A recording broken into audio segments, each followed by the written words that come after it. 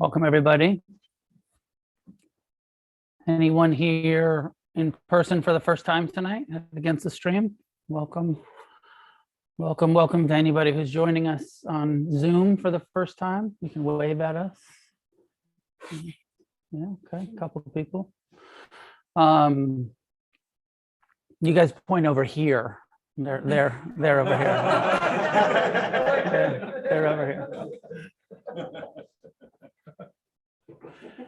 I'd like to begin class by asking you to, introducing a topic, sort of an icebreaker, for you to talk to each other in service of the core tenet of Buddhism, which is taking refuge in community, in what we call Sangha. That what the Buddha taught was, here's this path to alleviate suffering in our own lives. And a central part of that is being involved in a community of supportive people, of like-minded people to support us in this radical endeavor of waking up.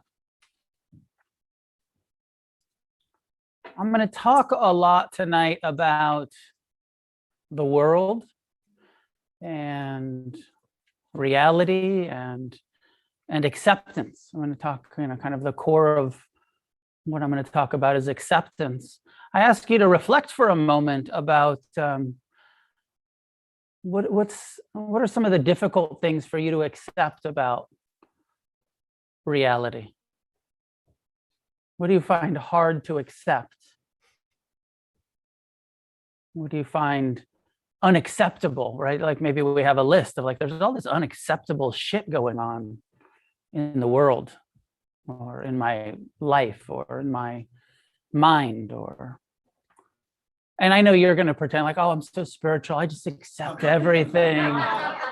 Nothing is unacceptable. It's all divine, whatever. And maybe that's true for one of you, but the rest of us can be honest enough to talk about, yeah, there's a lot of stuff about life that's hard to accept. I'm working on accepting it. There's a lot of stuff about the world that's hard to accept.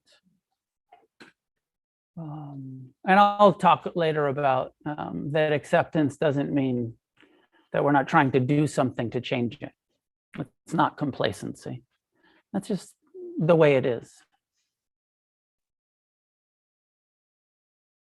So I'll offer some meditation instructions, but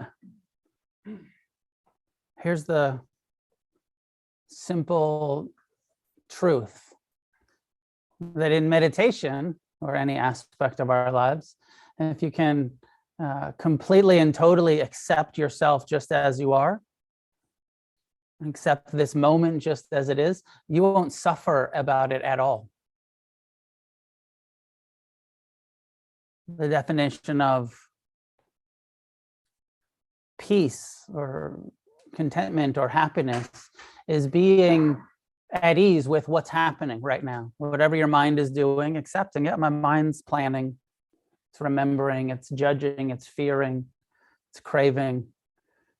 My body's uncomfortable, accepting, yep, this is discomfort, sitting here, anxious, restless, worried.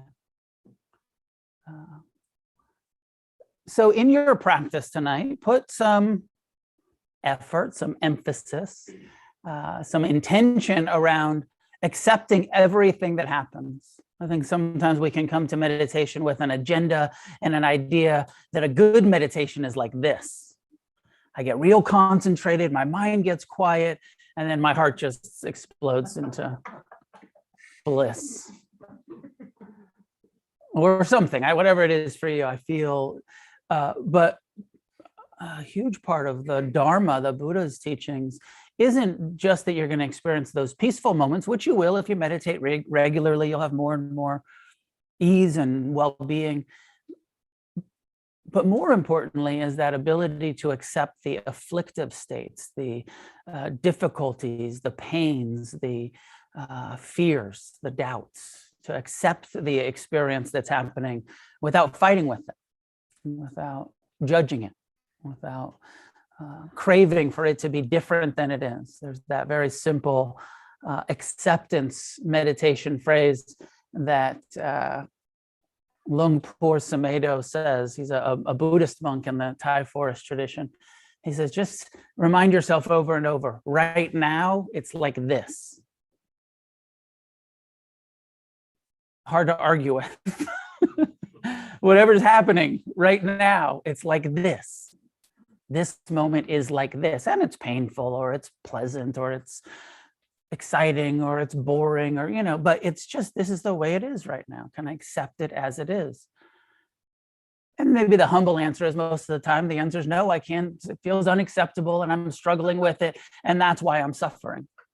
That is the cause of my suffering, is my lack of understanding and accepting and learning to respond wisely to what's happening.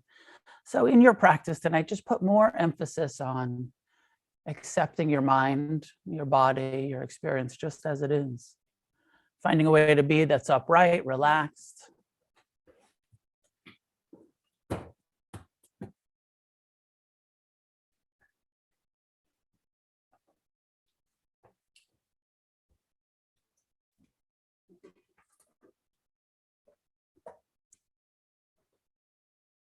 Establishing a posture that feels sustainable.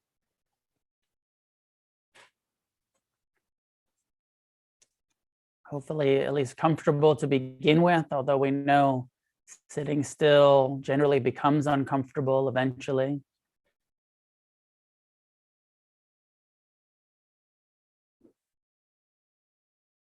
Taking a moment to release any unnecessary tension, relax any tightness in the belly or shoulders or jaw.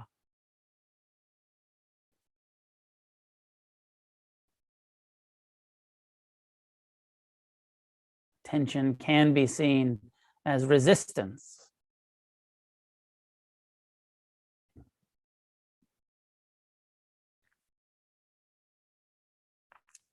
Stop resisting.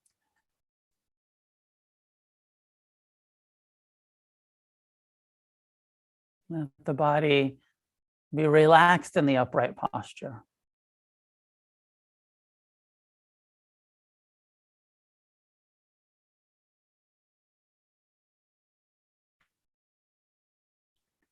Let the flesh of your physical form hang loosely around your skeleton. Skeleton upright. Let the rest of it just drape around the skeleton.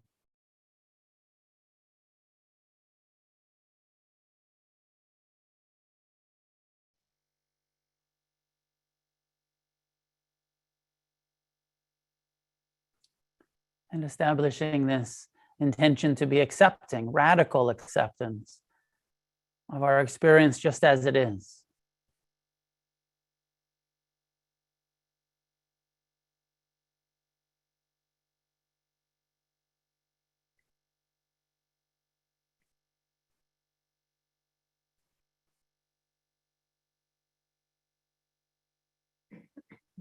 While we bring mindfulness, present time, non-judgmental, kind awareness to the present time experience, the sensations in the heart and mind, in the body.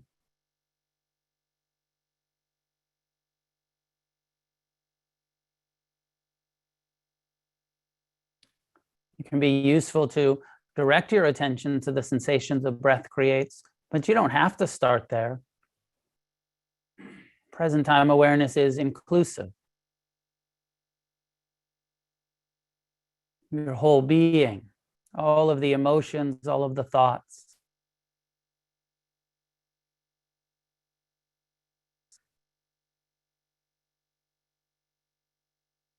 In this kind of practice, there's no such thing as a distraction.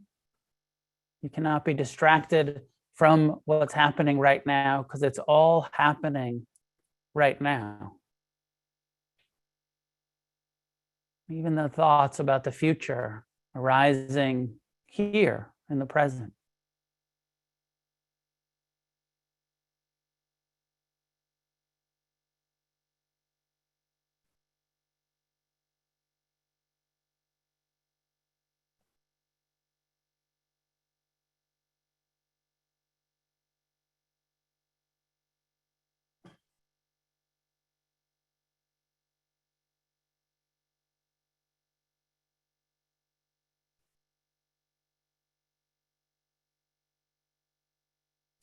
For most, it's useful to choose an aspect of your experience to connect and sustain awareness,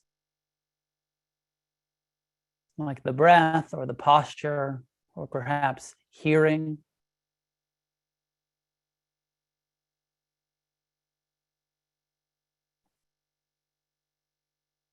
Breathing in, know that you're breathing in. Sitting, know that you're sitting.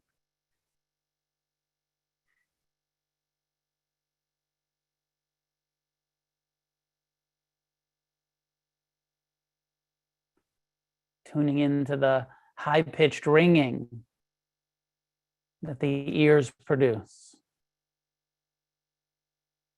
And just listening, receiving, mindful of sound, the tone of silence.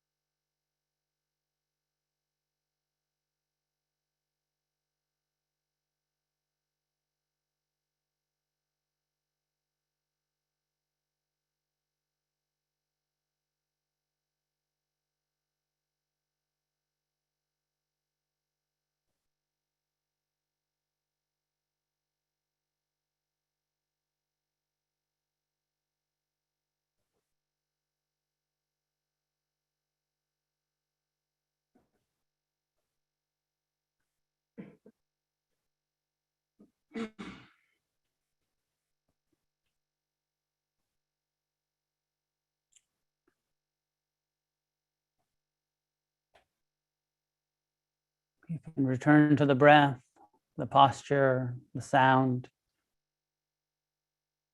Or just remind yourself, whatever awareness is receiving, right now it's like this.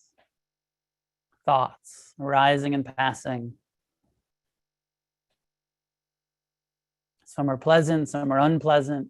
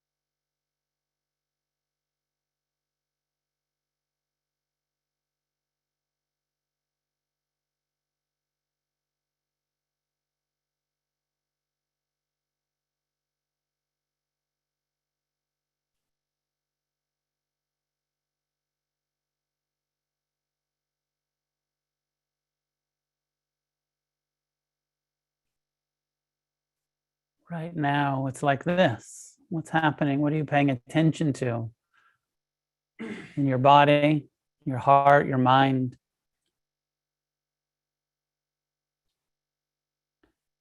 Non-judgmental, present time awareness, accepting this moment just as it is, as much as you can.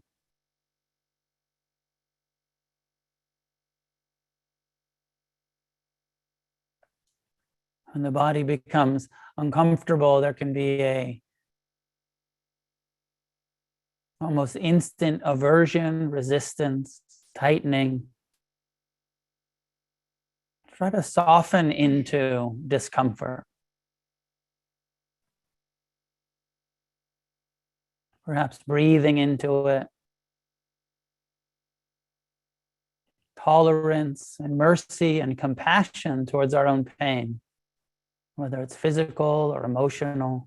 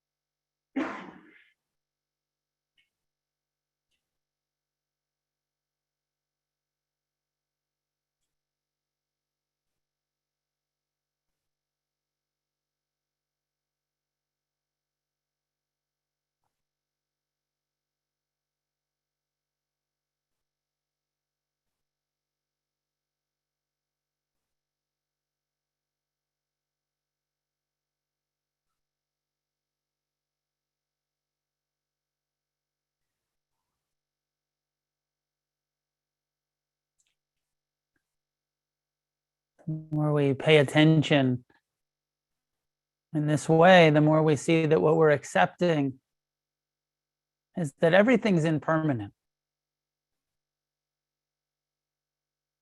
Every sensation that we're trying to meet with kind acceptance is changing. Every emotion, every thought, moods,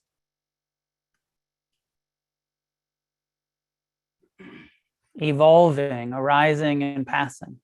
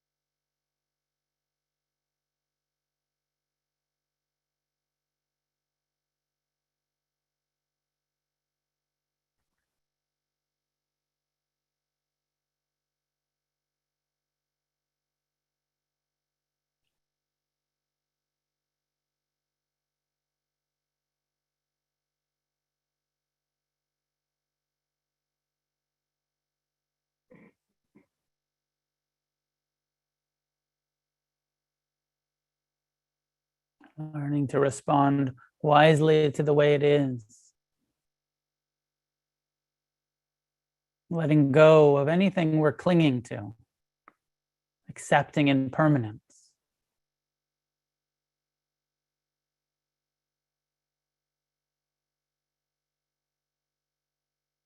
Learning to respond to pain with friendliness, with mercy and compassion. Letting go of resisting, judging, fearing pain.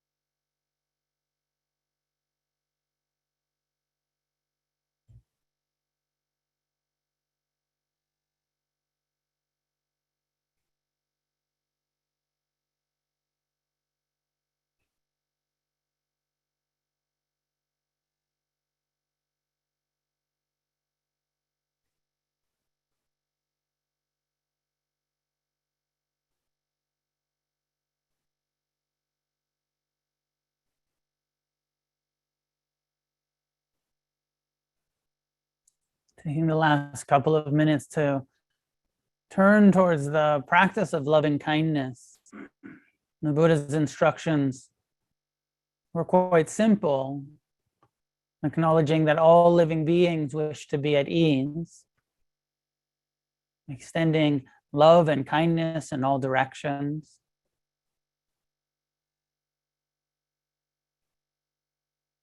And saying in our heart, may all beings be at ease.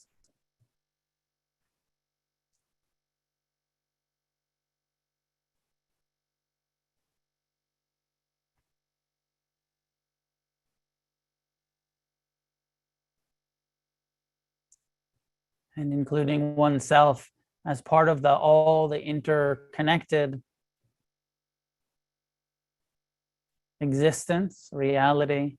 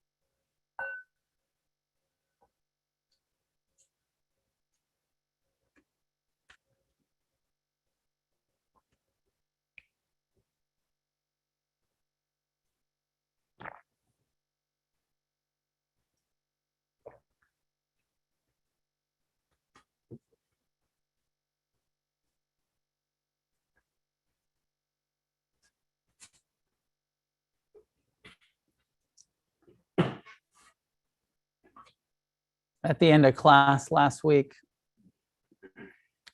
there was a question about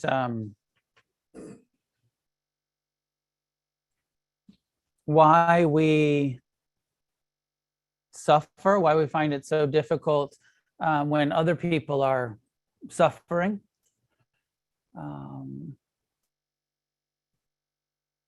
That I think pretty common natural feeling of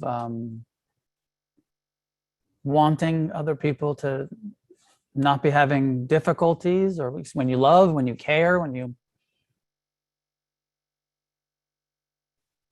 And I was reflecting, I think I reflected back last week, and I've been reflecting a bit in some different conversations and experiences I've had this week around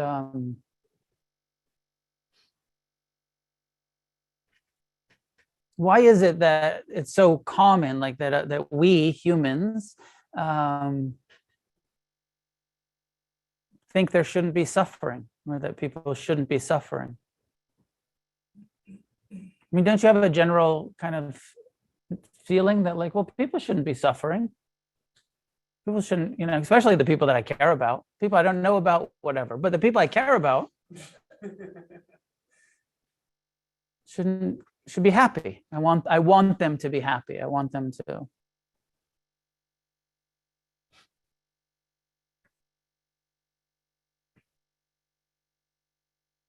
And we can sometimes start practicing Buddhism, or maybe even just naturally have some compassion and have some desire to be of service and help and create a positive change, and feeling a bit confused around, like, well, why don't people act right?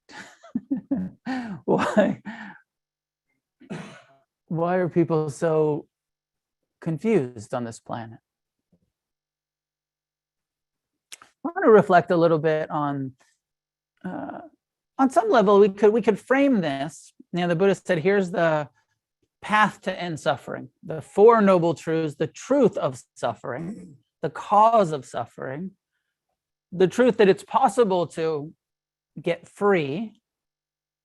And maybe that's the important, the most important thing to always come back to. The third noble truth of the Buddha is that we human beings actually have the power, the potential, the ability to free ourselves from suffering based on our own efforts in this lifetime. This is the core teaching of Siddhartha Gautama, of the Buddha. It is possible through your own efforts in this lifetime to no longer suffer about what's happening in this world, to no longer suffer about your relationship to pleasure or pain or the human mind's self-centered tendency. He said, in order to get to awakening, nirvana, freedom, he said there's this eightfold path.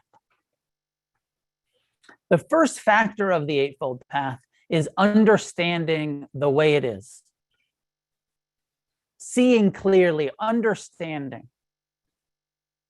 Now, I don't know about y'all, but certainly when I started practicing Buddhism, I didn't understand what was happening here.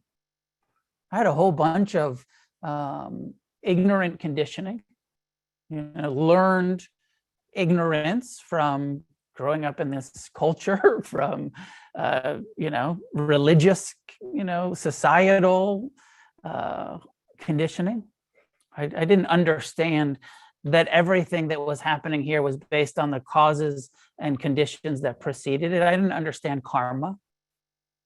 Part of understanding is understanding that everything, that we're all fully responsible for our own happiness. I was pretty convinced that I was unhappy because of everyone else. I was unhappy because of society, the system, the cops.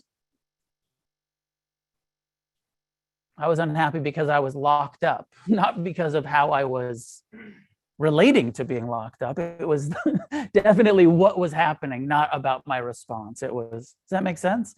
I didn't understand the amount of influence that I could have over my reactions, over how I respond to what's happening. I just thought it's painful, you hate it.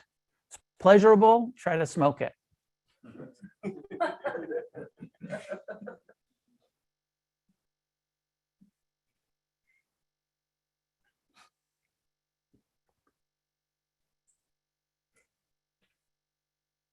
So the first factor of the Eightfold Path is understanding reality as it is. And, there's the internal reality. And you can get an intellectual knowledge of that pretty easily. You read a couple of Buddhist books, you listen to a couple Dharma talks, and, there's three core things that are happening that we're pretty ignorant of, that we don't tend to understand, or even once we get the knowledge, we don't tend to live in harmony with. And it's what I said in the meditation. Everything's impermanent. You know that, right? You all know. You all know that everything is impermanent. But why do you keep clinging? You know it's impermanent. Why get attached? Why haven't you stopped yet? I'm not trying to, no judgment. I'll put myself, why haven't we stopped? We know everything's impermanent, right? Like we read that book years ago. You heard that talk years ago and it made sense. You're like, yeah, everything's impermanent. But we still get attached to impermanent things, people, places, relationships, sensations, emotions, experiences, clinging. Understanding theoretically that everything's impermanent doesn't help us just say, it's not a decision that we can make. Okay, I'm going to stop clinging now. I'll let go. It's a meditative skill that gets developed over years of meditation, acceptance, letting go, seeing clearly, really deeply. And that's this word insight and wisdom. Not a knowledge of impermanence, but a wise relationship to the truth of impermanence. So anyways, understand, it's not actually what I want to talk about tonight, but it's part of it. Understanding that everything's impermanent, understanding that because everything's impermanent, there is no reliable external refuge. There's no experience, there's no experience that we can have that will be a reliable source of contentment. Because whatever it is, it's impermanent. Whatever experience it is impermanent. Short of enlightenment, there is no experiences that will be satisfactory for all that long. Some last longer than others. None of them last forever. And then the third and maybe most confusing aspect is that it's maybe the simplest way to put it is that it's not personal. this human condition, even the fact that everything that I just said, that we cling as human beings, we get attached, we crave for pleasure, we hate pain. Even if we understand everything's impermanent, we still cling. That clinging is not your fault, it's not personal. It's part of the human condition. This universal, we're born into this body that craves pleasure and clings, gets attached. It's not you. It's just part of the human condition. And without awareness, without examination, without seeing it clearly, it just plays out all by itself in attachment and aversion and self-centeredness. But the more we turn our awareness, our mindfulness towards our minds, and we see like, whoa, this fucking thing thinks all by itself. Plans and judges and compares, and this self-centeredness that I thought was me is actually completely impersonal. It's just what the human brain does. It's not self. It's not personal. It's not your fault that you're a self-centered, attached person. You know, I wanted to say piece of shit, but I held it back because not a piece of shit.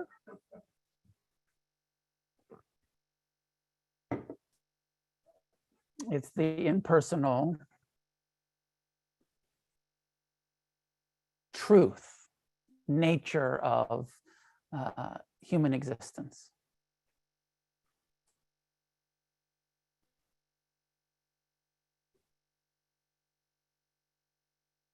Which makes it really difficult for, the first noble truth constantly coming into play, the suffering that we experience. It makes it really difficult to live in this world where there's so much sorrow, so much death, so much oppression, so much ignorance. It makes it really hard to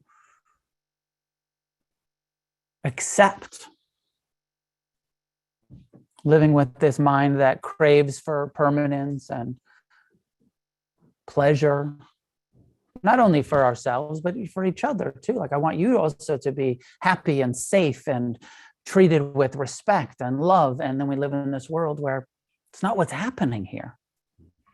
And how often do we catch ourselves like offended by reality? Like every day. I catch myself almost every day, especially if I look at social media or turn on any type of news or pay attention in any way to the world. I find myself a bit offended by what's happening here. This shit, this systematic racism, this systematic sexism, this greed, hatred, delusion, this is what's happening here. Hard to accept. It is what's happening here. And not just in our country, but all over the whole planet. It's easy to get real focused on American politics and American racism and American sexism and American, because it's gross. It's gross here.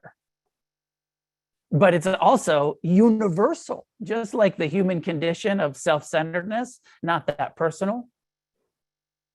The human condition of greed and hatred and delusion manifests in every single culture on this planet. It's not Americans, it's humans.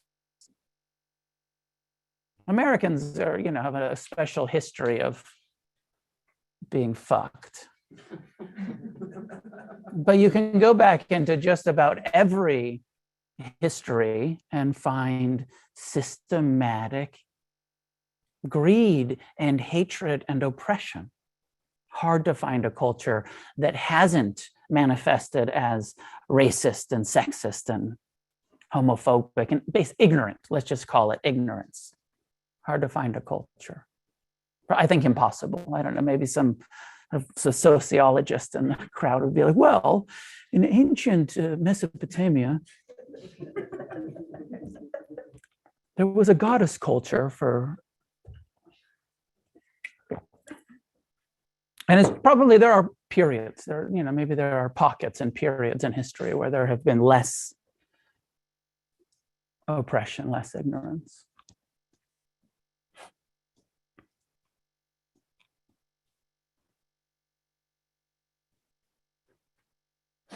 Part of where I'm going with this is that I believe it's part of our practice to accept, see clearly, and accept the world as it is.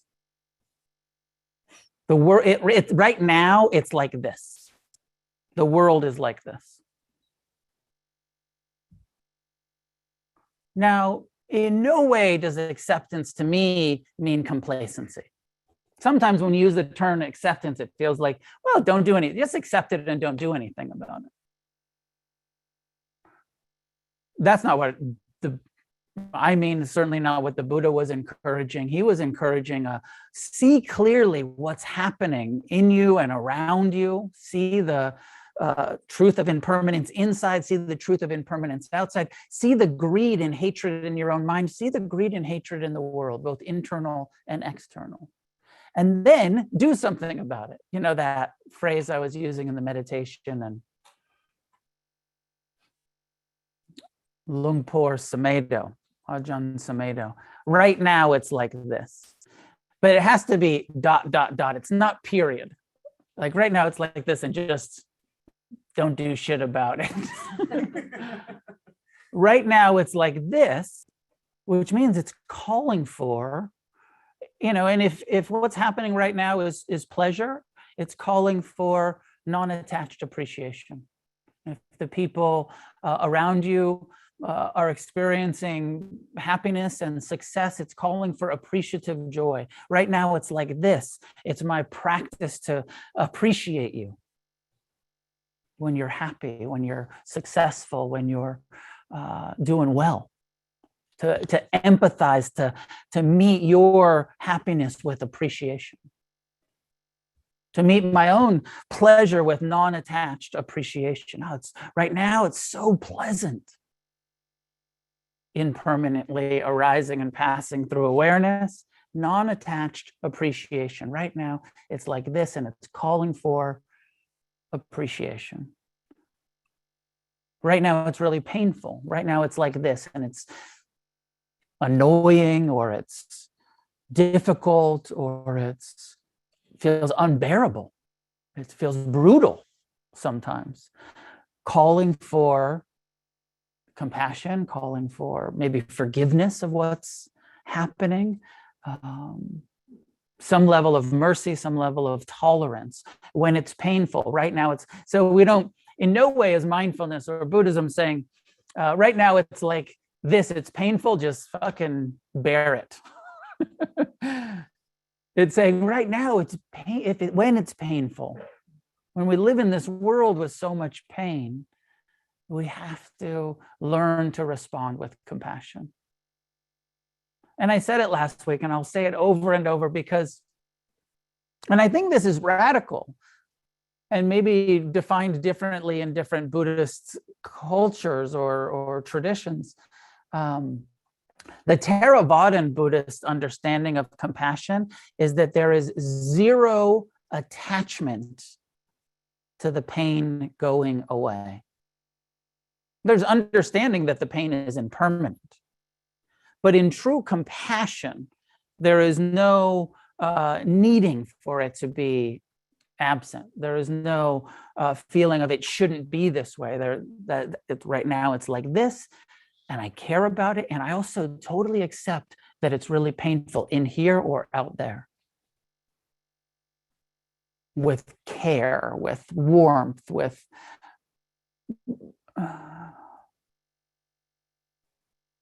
without clinging, without that ignorant idea that it shouldn't be this way. Now, even saying that, I have a hard time saying it because the truth is most of the time I'm walking around in my life feeling like it shouldn't be this way. It really, like I get the Dharma, I have a knowledge of it, There was one time I remember when I was on a retreat years and years ago. I was on this retreat and I heard one of the Dharma teachers say, from a Buddhist perspective and from the understanding of equanimity and karma and rebirth and causes and conditions, she said, we live in a just and lawful universe, and everything is just as it should be right now. And I can remember feeling like, no fucking possibility that's true. How could that be true? From my deluded perspective, I look at the world and I feel like, no way it's just and lawful. There's all this injustice. That's what I see. I see the injustice. I see the ignorance. But they're talking about, she was talking about, the Dharma is talking about this much bigger perspective than what we see. They're talking about the causes and conditions of multiple lifetimes, of this cycle of rebirth and karma that goes on from lifetime to lifetime. And when we just look at what's happening here and now, we feel like, no fucking way.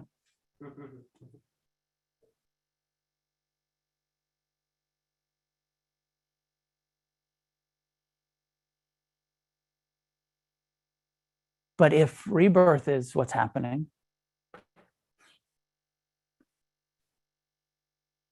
and we've been at this thing for eons, all of us, all living beings, have been kind of in this cycle of wandering through samsara from lifetime to lifetime.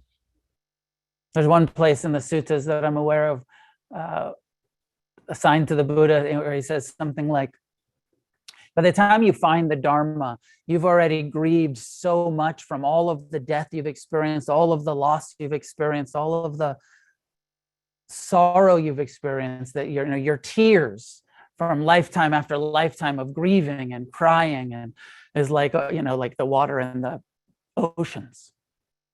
You've cried an ocean by the time you find yourself here,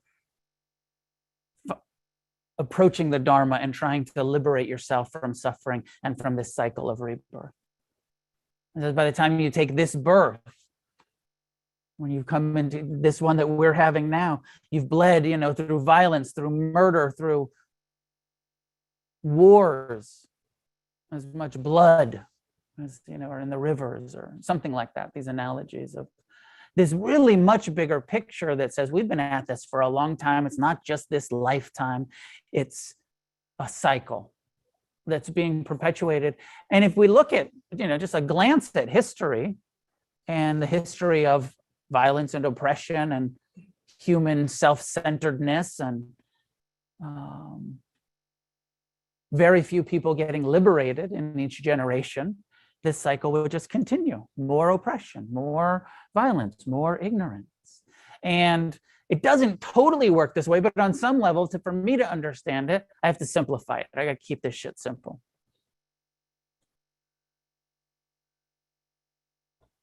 And it's hard to talk about without kind of victim blaming or that kind of stuff. But in some ways, if you're acting as an oppressor in any way in this lifetime, that your rebirth would be into a situation of oppression. And that if you're in a situation of oppression in this lifetime and you are able to meet it with some wisdom and some compassion and some, that you'd free yourself from that cycle. Doesn't, it's too simplified.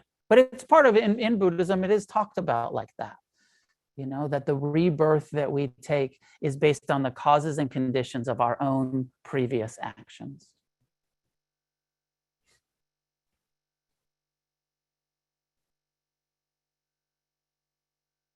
I was looking up earlier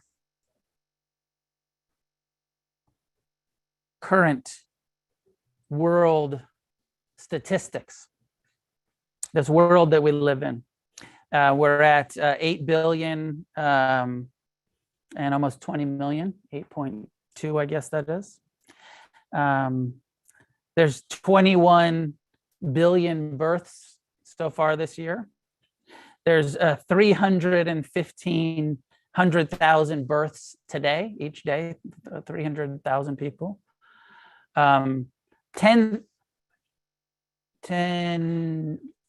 8 billion, 10 million people have died so far this year. Almost 160,000 people died today. One of the reasons, kind of pulling back, sickness, aging, death. When somebody dies, it can feel so devastating. Our love and our attachment and the healthy grief that goes along with that. Sometimes I like to pull back and be like, 160,000 people die today? I didn't know any of them, I don't think.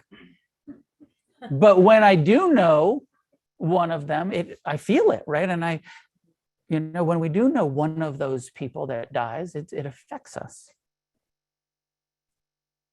There's a bunch of stuff about government and economics. There's a bunch of stuff about how many cell phones were sold today. 6 million.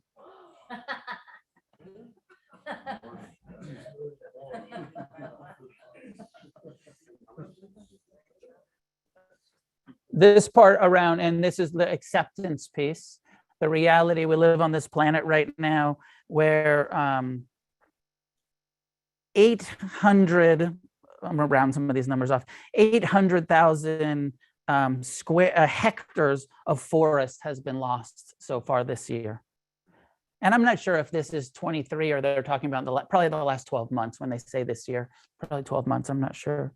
Land lost to soil erosion this year, over 1 million.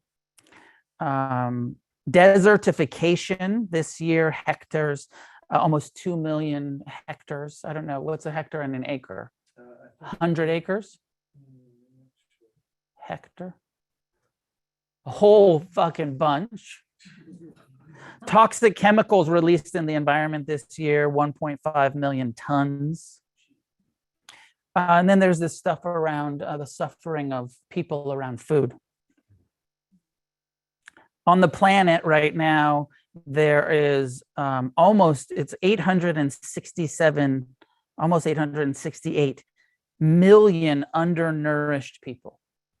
Almost a billion, 868 million people are undernourished. There are over almost 2 billion people that are considered overweight on the planet. So where there's 1 billion people who are undernourished, starving, almost twice as many people who are overnourished. Almost 1 billion people are considered obese. 26,000 people died of starvation today. And every day on this planet, 26,000 people die of starvation every day.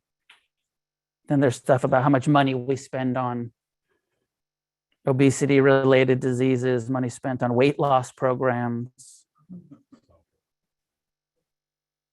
There's 100,000 deaths caused by water-related diseases. There's almost 1 billion people with no access to safe drinking water.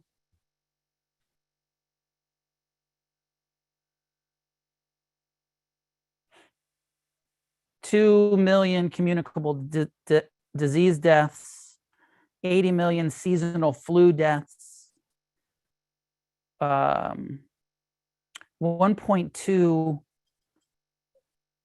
billion. No, 1.2 million deaths of children under 5 this year. 48,000 deaths of mothers during birth. 44, is that right? 44 million HIV and AIDS infected people on the planet. Almost 300,000 deaths caused by HIV AIDS. 1.3 million deaths caused by cancer. 13 billion cigarettes smoked today. 400,000 deaths caused by alcohol this year. 170,000 suicides this year. 63, I think this is billion, spent on illegal drugs this year. I mean, just I find it interesting to get that bigger perspective on this planet that we live in, where children are starving to death. And you know, and really turn towards that and breathe it in and feel it and watch what your mind does with it as you bring mindfulness to it. And is there guilt? Is there guilt for your privilege, for your you know, abundance as a American, or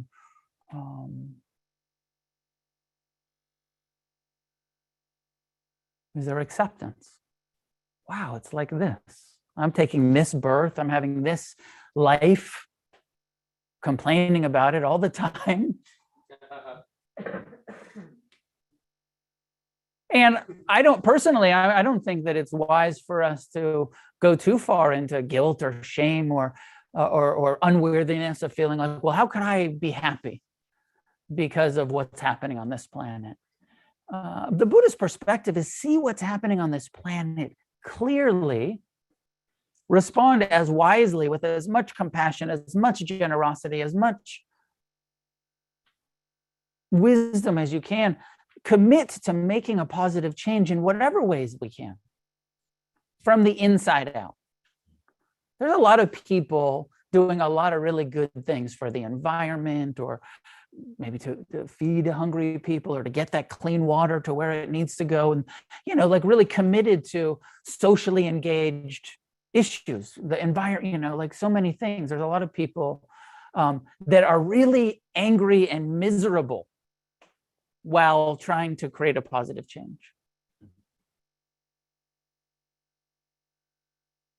What I personally am committed to and want to do, and I believe is in line with what the Buddha is encouraging, is from the inside, find a sense of ease and well-being and happiness, and the compassion, the natural compassion that cares, that sees clearly, that is not in denial or guilt or shame about what's happening, sees clearly and commits to creating a positive change, using our life's energy to be of service in, you know, local ways and hopefully in greater ways.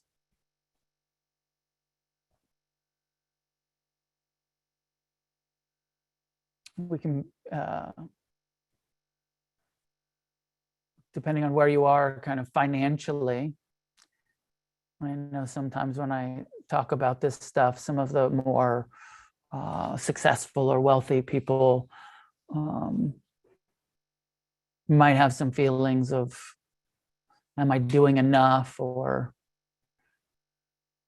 I'm always reminded of this time in the Buddha's life where one of his main supporters, who was a very wealthy business person, came to him and he said, look, you have, you know, renounced all material things and you live this life of constant service, and you're such a blessing, teaching us about mindfulness, teaching us about compassion, teaching us this eightfold path to end our suffering.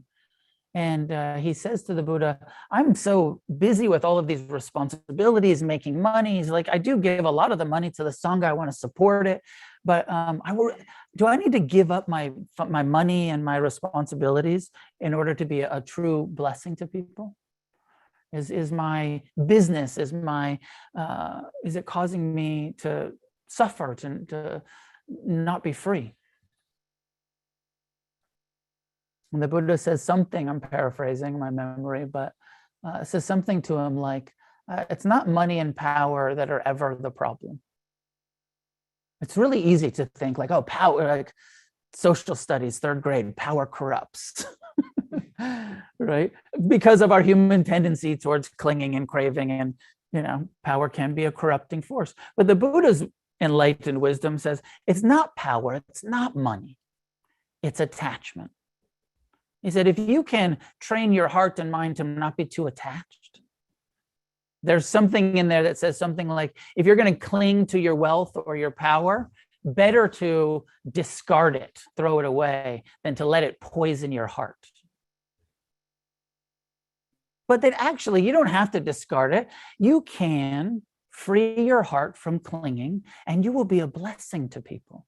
You'll be able to use your resources to be supportive, to be encouraging, to help feed, to help support, to help people who don't have the resources.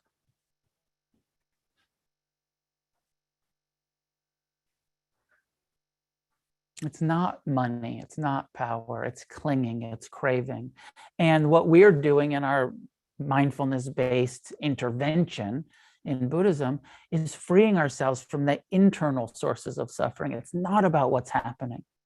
It's not about the pain. It's about how we're responding to the pain.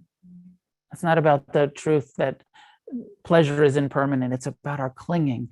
And we can free ourselves from clinging, from craving. And it's what we're doing. And, you know, we all probably, if you've been around here for a little while, you realize it's a slow process. It's a gradual awakening. It's not a quick fix. It's a path that we walk together. And as we started, we walk in community. And so important to have all of these people that, like you, are on the same page. I want to accept the world as it is. I want to create a positive change in this world, seeing it clearly. I want to use my time and my energy, my resources to free my own mind from ignorance. And I want to be a blessing to people as much as I can.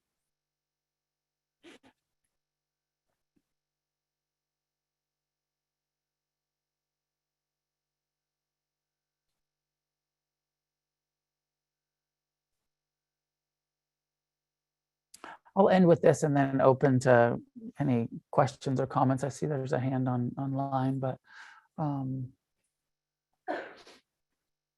as I say all of this and look at my own mind around it, the quality of humility is so, I think, important. Of humility around our own imperfection and our own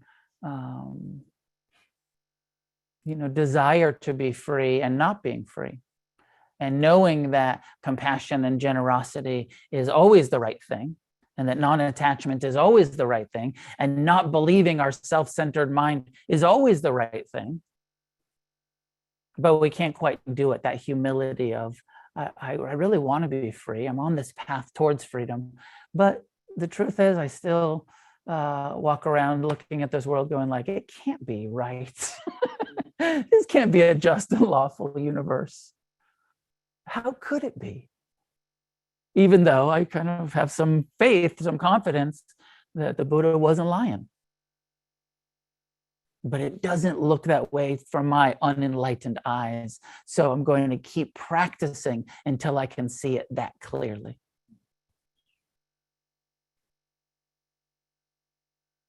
And not getting too stuck in our views and opinions. Our views and opinions of like, well, that's just couldn't be true. Or I meet people all of the time that just blatantly disregard any possibility of reincarnation. Like, I really like Buddhism except for reincarnation. There's no way that's true. And I'm like, you decided that because you trust your mind? Because it doesn't fit with your scientific understanding. So I think, like having some humility and some openness and some skepticism of our own views and opinions about this stuff. So questions, comments. Megan, did you have your hand up? You want to ask a question? Online, you can, yeah. Yes, please. Thank you. Yeah. My question is, and this has been a topic on my mind a lot lately, what are the Buddha's beliefs about the concept of redemption? From what I'm hearing, it sounds like there's some clinging and some attachment to, your karmic retribution, or also the opinions and beliefs of others about you. And I would just love if you could speak to that a little bit. The karma is ours. In one place, the Buddha says, remind yourself every day that you're subject to sickness, old age, death, loss, and that your karma is your only true possession. That's the only thing you really own. Everything else is borrowed temporarily, but your karma, you own it. At the same time, and I started with this earlier, the Buddha was clear and consistent in his teaching that no matter how bad your karma is, whatever you've done in this life or past lives, you can purify it completely to the point of liberation in this lifetime. And there's lots of examples in the Buddha's life. One of this serial killer, this guy Angulimala, who'd murdered like 100 people in his lifetime and was able to purify his karma and come to awakening in that lifetime, become an arahant in one lifetime, even after terrible confusion, murder, ignorance. And I don't know if that's true or it's just the archetype that no matter what, we have the ability to get free in this lifetime if we're willing to do the hard work of karmic purification, of behaving in positive ways and refraining from causing harm to ourselves or others and the negative karma producing actions. So I hope that's helpful. Anything in the room, please? Yeah. Thank you, Noah. I have a question regarding something you had said about how we should learn to confront each other better. Do you recall you had said that months ago and you said you were going to speak on this? Because it was exactly on this that was in my mind. And I thought, there is a place for confrontation. So thanks. I did say that. I say it a lot. And I believe it, that it's important for us as Buddhists, as people, to find ways to engage in conflict and to not have any with each other, with the world, to engage and to not have, I think it's very dangerous. There is a danger of becoming avoidant and using our spiritual practices to bypass conflict rather than actually saying, like, we really need to have this conversation, even though it's going to be unpleasant. And we have our right speech guidelines. Is it true? Is it useful? Is it the appropriate time for us to have this difficult conversation, conflict, whatever it is? Am I coming from a place of kindness and compassion? Maybe sometimes there's that humility of like, nope, I'm angry, but we're still going to talk about it. It's not all compassion over here, but we're going to stay, and I talked about humility at the end of tonight. I think we need to personally, I think there's a lot of Buddhists that would give you different advice. My advice is that we also have to be willing to be a little bit messy and not wait to like, well, I can't have that conversation with you because I don't have it all put together yet. That willingness to say, I'm going to show up with my good intentions. I'm going to try to be kind. I'm going to try to be honest. I'm going to try to be patient. And also, I might be a little bit messy in it. I might tell you to go fuck yourself, but I'll make amends later. Trying not to, but showing up with an intention of I just feel like so important for us to learn to be in conflict and in this communities where we're not just avoiding the issues, we're actually talking to each other about it. So much gossip happens, so much talking about each other rather than to each other.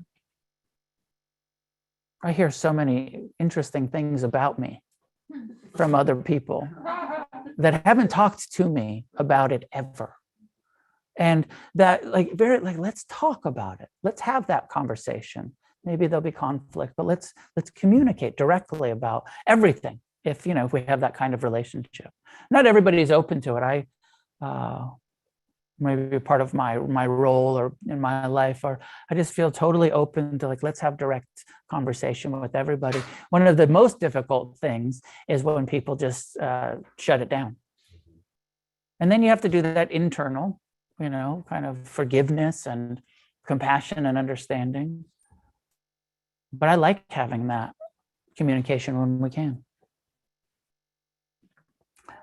I don't have any kind of clear guidance of how to have healthy conflict. No, I think you said it. I mean, we have the guidelines. We know how to do it. Yeah. And thank you. I think it's important. Yeah. Maybe last one here. Yeah. So actually, it's really relevant with this. I have a question slash comment. I have a question regarding the cursing. I actually have a really hard time with it. And it's something, I'm not from here, but it's very like popular in American culture. And in general, I feel cursing much more than others. But I also want to ask, like in regards to right speech, because I have to say like that for me immediately when you start cursing, even if you're not cursing anyone, still, it's like I'm out. I'm out of the whole, like it pulls me completely, really, there's like a negative ripple. Sure. And and I wonder how does that, like how, like I wonder, like I don't, so I wanted to tell you first of all. Yeah. Thank you first of all for having this. Yeah. But also, how does that work out, or how does? Yeah, happy to address it. I have a similar experience when, like, I go to a lot of recovery things, and when people talk about God, I have this like, oh, gross. That's like, ooh, people are, And what I do is I try to feel the feeling tone. I try to be mindful of like, ooh, when people talk about what I see as confusion and ignorance around religion and stuff, I have this sort of visceral, ooh, I can't trust this person, or, something like happens for me, a judgment, right? And so I try to relate to, when people are saying or doing things like that, of kind of taking full responsibility for how am I reacting, and then also investigating what's the conditioning, especially around language.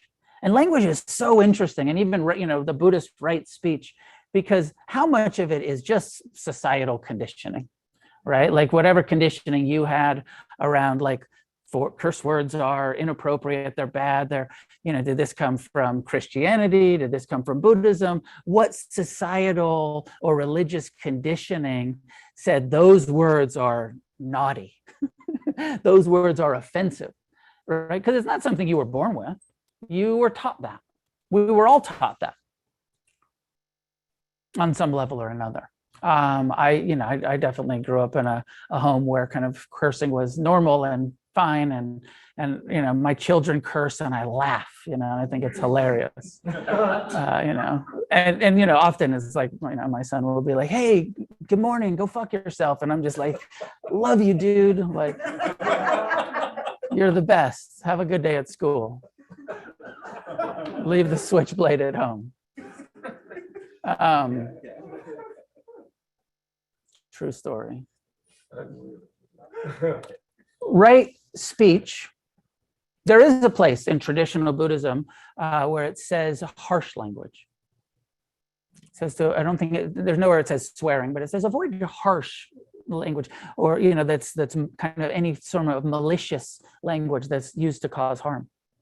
And often, a word like fuck is used as a sword to like at someone, or it's in our culture, and certainly in my subculture, it's mostly just used as an exclamation point, not really as a harsh, but just as a lazy exclamation point. I've had this conversation I've been teaching for almost 25 years. So I've had this conversation a lot of times. I've been teaching at big meditation centers and gotten the letters that the people send to the teachers and be like, well, but he swore a lot. Could you ask him to stop swearing?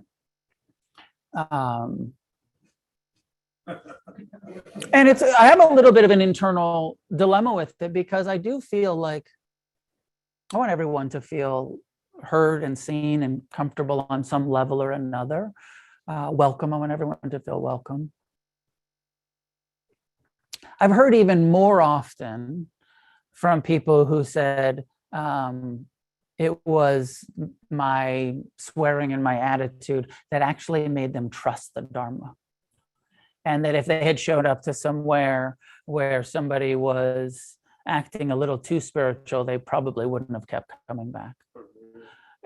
So I've heard that even more than, so I kind of just land on that.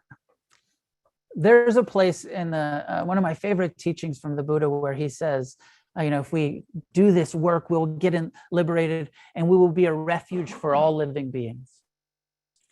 And my own feeling of that is like, I'm never going to be a refuge for all living beings. And I'm so glad there's so many Dharma teachers out there. And like, if you're interested in the Dharma, you'll find a teacher that you resonate with. A lot of the people that resonate with me, I think it's partially because of my irreverence and my foul language. And, I know that's true. I see some heads nodding. Some don't care for it that much. But tend to come back anyways and just tolerate me. And maybe like where I started the conversation of just use my swearing as their own practice. And I don't know you, and it was your first time here tonight, but I will come back to that first thing of what a cool practice for us to show up and watch our own reactions. No, that's only from myself. Yeah. That's what I do. I'm just gonna say, like, when I feel like that, and the first thing is like, why do I care so much, or why does it feel so harsh for me? Right? That's the first thing I ask. I'm not like, oh, he's blah blah blah. It doesn't matter. Yeah. For me. I'm really asking as someone who's also practicing for a long time, and this is something that this culture has brought for the first time for me. So I'm really asking from a curious. From as an open place as possible. No, I can hear it though. But that's not like it's not the main thing at all. I'm really like trying to as my assumption is that you're like say I know you're a teacher for a long time, blah blah blah. That your material. It's not so I'm really trying to understand. There was a time. Here's one of my other kind of justifications for my foul language. There's a time where the Buddha says, when you go and you meet new people and you're teaching this, and he said, speak in the language of the people that you come into contact with. Don't keep it in Pali or Tibetan or Japanese. Translate it and speak, so really he meant English. But, like for us, like he's like, don't stick with all the Pali terms, like speak it in the language of the people you're speaking to. But most of the people that I talk to speak curse words. It's part of it's our idiom. It's part of our language. And so that's, for me, that's part of why I, kind of stay with that. Also, it feels authentic. Like I'm not swearing as a shtick. I'm swearing just because that's how I talk all of the time. And I'm just trying to be authentic. Sorry that I went over a bit with that explanation, but thanks for the question. We'll leave it there for tonight. Class is done by donation. I just realized I was a little bit behind the 8 ball, but I just realized that I had to renew. We've now been in this building for 5 years, and we only had a 5-year lease. And it's over. But we're not getting kicked out, but I have to sign a new 5-year lease, and the rent's going up $1,000 a month. Of course it is. And 3% every year, this is how it goes. So our expenses are rising. However you can help, however much you can afford to help. I've been doing this class by donation for the whole time. We'll continue to do it by donation. If you don't have any money, you're welcome to be here. If you have money and some abundance and can be a blessing to the people who don't, and to support the center, please be as generous as you can. If you can afford $25 for the drop-in group, great. If you can become a monthly supporter, many of you are, some of you are at home. If you can, consider saying, I want to donate this much every month to Against the Stream, just so that we can pay the bills around here. Deeply appreciated. Thank you in advance for your generosity. Sebastian, Tara's not here tonight. If you could sit at the desk if you want to. The best way to donate is through the Venmo or the PayPal. I don't think we have the card reader working tonight, but we're working on getting it set up better. Or cash is fine. We have a day long on April 16th, 9 to 4 p.m., a day of sitting and walking meditation practice that I'll be teaching. It's here, it's open for registration. You can do it both on Zoom or in person. I will be here in person doing the sitting, the walking, but it'll be open for people at other places to do that day from home on Zoom. And then in May, we have a 3-day silent retreat up in Big Bear area, residential retreat. That's also open for registration, 3-day retreat in May. Any more thoughts on Thailand? I think Thailand's going to happen in November. I'm just trying to figure out how much it's going to cost to get the bus and the hotels and some of the stuff. The monastery said we could come there for a couple of days, and I have a retreat center for a few days. So we're going to do some retreats, some visiting the monastery, and some, eating crickets in Bangkok. The full pilgrimage. Just kidding. You don't have to eat crickets. I will. Great to see everybody. May any merit that comes from our practice be offered outward in all directions. May each of us get as free as possible.